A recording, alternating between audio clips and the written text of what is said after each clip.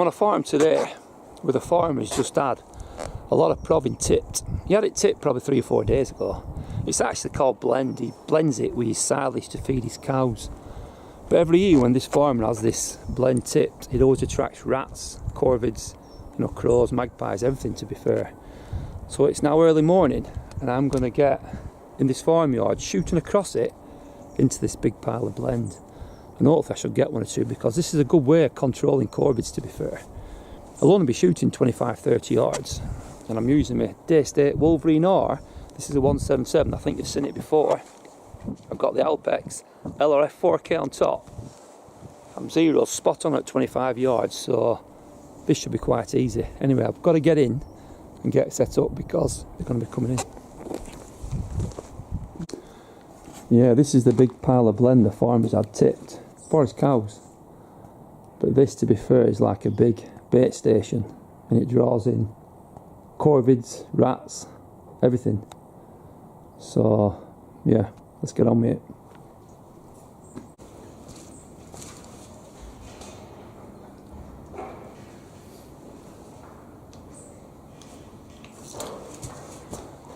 Yeah, I'm inside this farm building now, and I'm probably 25-35 yards away from where I'm going to be shooting, so it should be easy in range.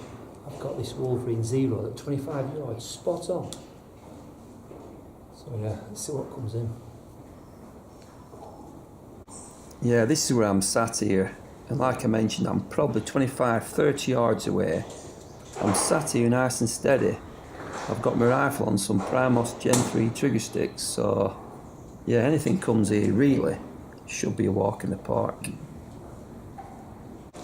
Yeah, that shot you just heard then, I was just checking the Zero, and I'm just loading here some 10-34 grain GSBs in my Wolverine magazine. And when I checked my Zeros today, I was checking it at 25, 30 and 40 yards, and at 40 yards I was shooting fingernail groups with this rifle, so yeah, it shoots brilliant. It's actually a good place here to control magpies and crows, because as you know, I do quite a bit of shooting on my centerfire rifle. But it's a lot easier here. You know, you just sit down, they come to you. It's nice and safe, 25-30 yards. I've got a lovely backstop. Yeah, brilliant. It's probably 10 minutes later and this first magpie lands on the roof.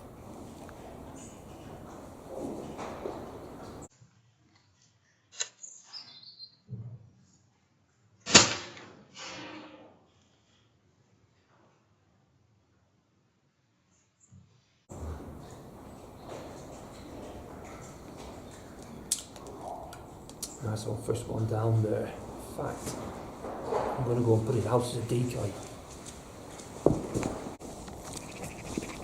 Here's that first magpie, so this is going up as a decoy.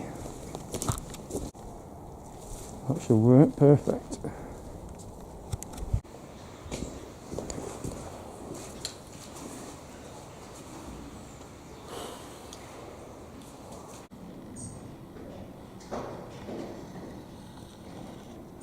That decoy should stir him up, because it's the first time I've shot magpies here in months and months, so you know, they've seen no action here for a long time, which makes them a lot easier to shoot.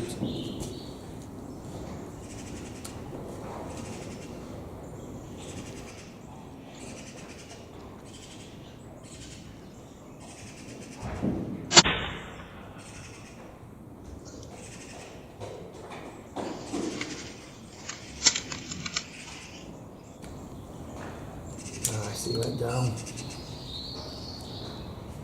He's on the floor just below. So 2 down so far. I think by now there must have been a good 5 or 6 magpies outside, and they weren't half rattling and banging. But I could only shoot through this opening, so they were above me, to my left, to my right. I could hear them, but I couldn't take a shot until one landed.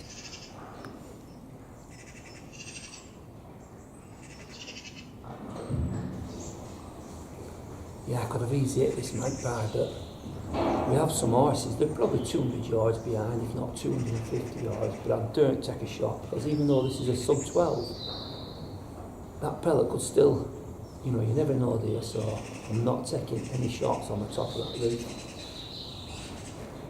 Again here, there's another magpie, absolutely sitting in it, but it's just not worth the risk.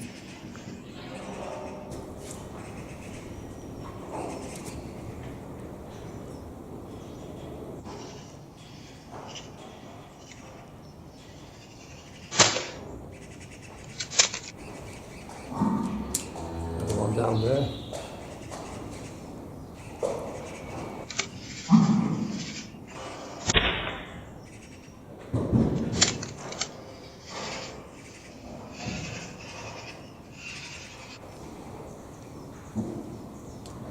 Another one down there. One thing about decoys, they do work some days, you know.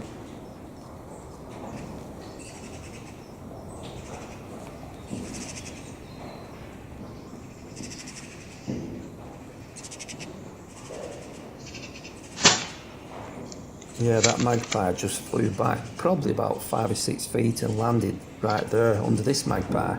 But again, I couldn't take the shot because I wasn't sure if there was horses behind.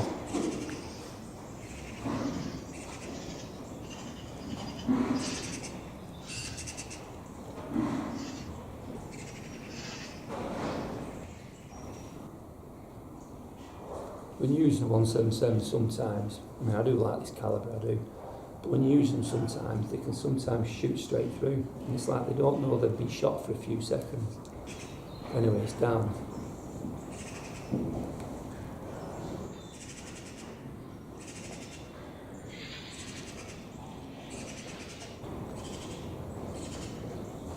Yeah, another magpie there on the top of the roof, but I still won't take a shot, you know. I don't even think the horses are out, I think they're stable in this time of year, but you never know, so I'm not sending any pellets over this roof.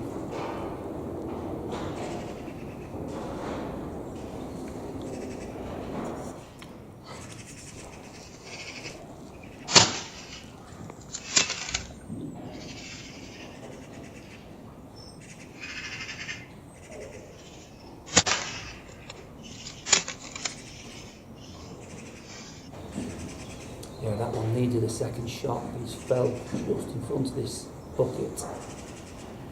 So he's down.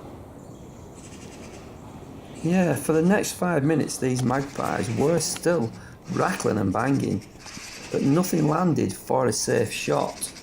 So that were it, but while it lasted it was quite hectic, to be fair. Anyway, I think I've 6 down, 6 to pick. I've only been here not an hour, so it's been quite a good quick session, to be fair. Anyway, I'm going to go and pick these magpies now, and I will report back. Anyway, I'm going to pick these magpies now. It's not been a bad quick session, to be fair. I've had 1, 2, 3, 4, 5 and 6 on the roof. I'll have to probably poke that off with a stick. So I'm going to pick these now, and I'll probably keep 1 or 2 as decoys. But it's surprising what you can do, you know, with 1 magpie as a decoy. And you know, these are only 25 yards, 30 yards, so yeah, good session. Yeah, they are nice birds, to be fair, but it's surprising, you know, what damage these birds can do. A lot of people don't believe it, that they do. This is 1 for sorrow, 2 for joy. But yeah, not a bad day.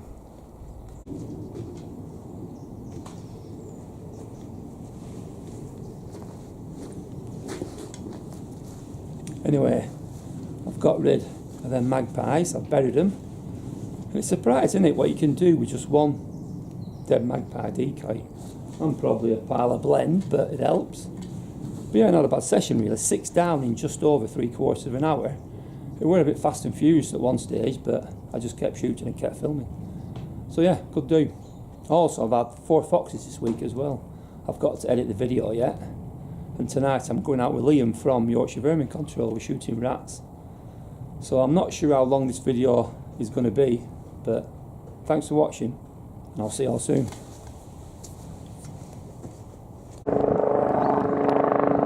Just when I'm trying to talk to camera, Bat 2-1 comes over. I'm in the Swanee!